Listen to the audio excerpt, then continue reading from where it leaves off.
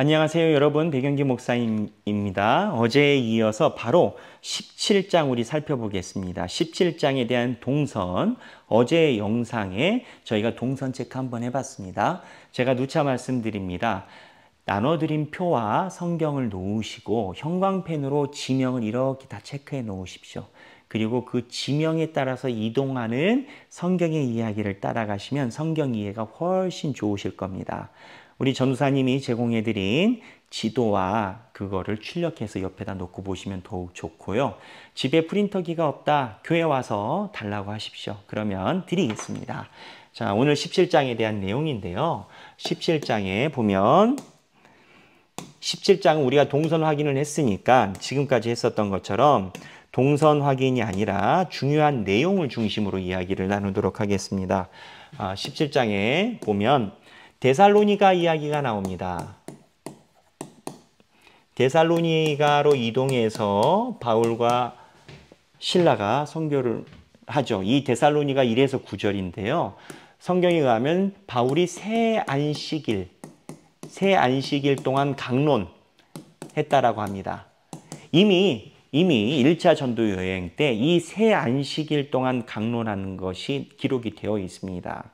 그래서 안식일 첫 번째 설교 부탁하고 두 번째 이야기를 했는데 세 번째 부흥이 돼가지고 많이 몰려와서 유대인들이 시기 질투해서 쫓겨난 사례가 있죠. 그래서 이 새 안식일을 강론했는데 똑같이 또 많은 이방인들이 구원에 대해서 관심을 갖습니다. 신자가 됐죠. 근데 회당에서 했지 않습니까? 똑같습니다.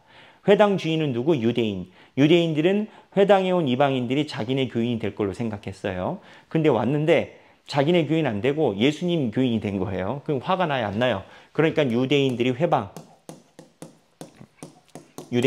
놓죠. 그래서 이곳을 떠나게 됩니다. 이 회방 놓는 사건에 야손이라는 사람이 등장합니다. 이 야손은 바울의 일행을 잘 수 있도록 잠자리를 제공한 사람입니다. 그리고 도와준 사람입니다. 그런데 그랬다라고 동네 사람들에게 핍박을 받습니다. 야손이라는 사람이 선교 바울을 도와줘서 핍박을 받는 장면이 성경에 기록되어 있습니다. 잘된 걸까요? 못된 걸까요? 세상의 눈으로 보면 안타깝죠. 하지만 성경에서는 야손을 그렇게 보지 않죠. 하나님께서 성경에 기록하는 중요한 사람으로 축복받은 사람인 겁니다. 세상의 눈에 의해서 교회에 일을 하다가 어려운 일을 당할 수 있습니다. 그러나 생명책에 이름이 기록된 걸로 기뻐하라. 예수 그리스도의 말씀이죠.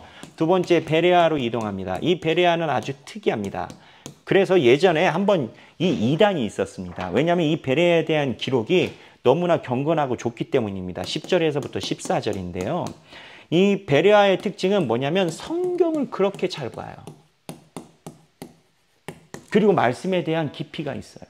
그래서 이 복음이 베레아에서는 아주 힘있게 뻗쳐나가요. 그래서 이 베레아는 어떻게 보면은 뭐라고 할까, 책망할 일이 없는 그러한 지역의 모습이었어요. 그런데 이 베레아에서 이제 그런 모습이 나타나니까 또 유대인이 또 따라붙어. 유대인이 또 회방해요. 그래서 이제 세 번째 지역으로 갑니다. 이제 아덴입니다. 이 아덴이 지금으로 얘기하면 아테네인 거예요. 아테네 하면 여러분 다 아시죠? 아테네 15절부터 32절인데 이 아테네는 아주 특이한 게 있습니다. 이 아테네는요, 소크라테스, 플라톤 다 아시죠? 철학의 요지입니다. 소위 머리 좀 무거운 사람들, 좀 글밥 좀 먹었다 하는 사람들, 우리 표현으로 가방끈 긴 사람들이 아테네에 아직도 모여 있는 겁니다. 그런데 이 사람들의 특징이 지식의 향유입니다. 그러니까 무언가 지식에 대한 쾌락을 쫓는 지식충인 겁니다. 근데 이 지식충들이 더 어려운 게 자기가 똑똑하다고 생각하니까 예수님을 잘 안 믿게 돼요. 현대도 마찬가지예요. 자기가 똑똑하다고 생각하는 사람들은 구원과 복음과 설교와 말씀에 대해서 깊이 빠지기가 힘들어요. 근데 이 아테네에서 이런 현상이 일어났어요. 스토아 학파가 있고 그리고 에피쿠르스 학파가 있어요. 이 스토아 학파하고 에피쿠르스 학파는 바울의 지속적으로 나옵니다. 이 두 학파가 그 당시에 유명한 학파였는데 쉽게 얘기하면 스토아 학파는 금욕주의입니다. 왜 금욕주의냐? 스토아 학파는 우리 몸이 나쁘다 이거예요. 그래서 우리 몸이 썩어 죽어질 것인데 여기까지는 괜찮잖아요. 근데 우리가 이 몸을 능가하고 정말 성인이 되려면 우리 몸을 우리가 금욕하고 절제하고 이래서 이 몸을 뛰어넘어야 된다. 이게 스토아 학파고요. 에피쿠로스 학파는 쾌락입니다. 야야야야 그거 아니야. 그거 아니야. 쾌락 얼마나 좋아. 응? 여기는 모든 쾌락이 다 들어갑니다. 쾌락이 얼마나 좋아. 그 쾌락을 느낄 때 우리가 육체를 뛰어넘는 느낌 들지 않아? 이 세상에선 쾌락만 중요해. 그래서 금욕파와 쾌락파가 그 당시 로마 시대의 양대 산맥이었어요. 이 스토아 학파하고 에피쿠로스 학파가 이런 얘기를 하니까 바울이 이 아덴에서 이야기를 해요. 아덴에서 먼저 이 사람들을 비판합니다. 보면 22절과 23절입니다. 뭐라고 이야기를 하느냐? 성경에 보면 핵심 부분은 범사에 종교심이 많다. 야, 니들이 머리 굵어가지고 종교심이 많구나. 근데 23절에 알지 못하는 신에게라고 너희가 써놨구나. 야, 이거 얼마나 멍청한 일이냐. 알지 못하는 신이 무슨 소리냐.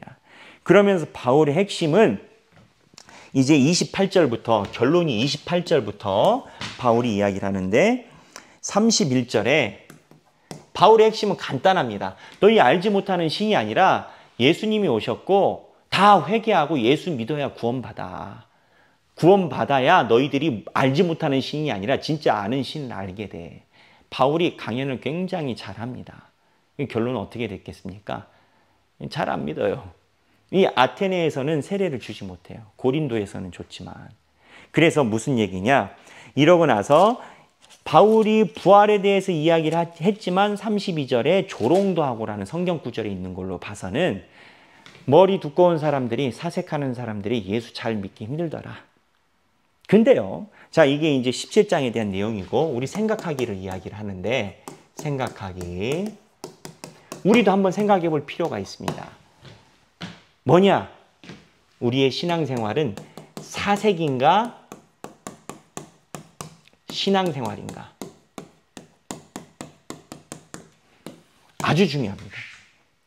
우리가 말씀을 신앙으로도 연구할 수가 있고 사색으로도 연구할 수가 있습니다.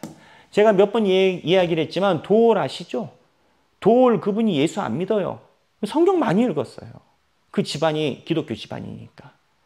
사색과 신앙은 다릅니다. 아테네 학파, 스토아 학파와 에피쿠로스 학파는 사색인 거고요. 바울이 이야기하는 것은 신앙을 가져야 된다는 거예요. 그럼 신앙은 무엇인가? 신앙은 예수 그리스도를 향한 돌이킴, 예수님의 말씀대로 살겠다라는 결단과 실천입니다. 이 결단과 실천이라고 보면 사색에서 없는 게 이게 신앙이 있는 거예요. 사색으로 하는 사람은 결단과 실천이 없어요. 거꾸로 이야기를 하면 교회를 다녀도요. 본인이 예수 그리스도의 말씀대로 살겠다라는 결단과 실천이 없이 살 수도 있어요.